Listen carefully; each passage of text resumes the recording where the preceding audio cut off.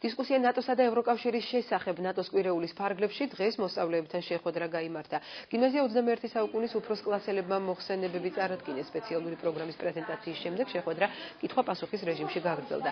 დისკუსიას საინფორმაციო ცენტრი ნატოსა და ევროკავშირის შესახებ აჭარის ბიუროს და სპორტისა და ახალგაზრდობის საქმეთა დეპარტამენტის წარმომადგენლები ესწრებოდნენ.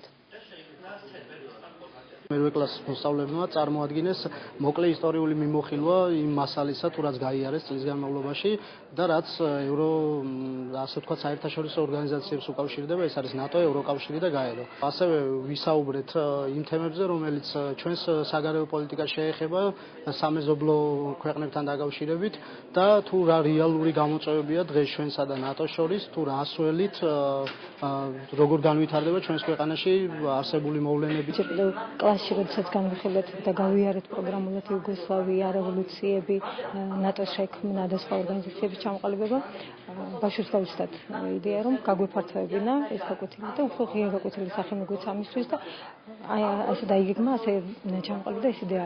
რაც შეეხება დღევანდელ ღონისძიებას, ეს ღია გაკვეთილი კონფერენცია დისკუსიის სახით არის, ანუ არ არის მხოლოდ ერთი რაღაც შემოფარგლული,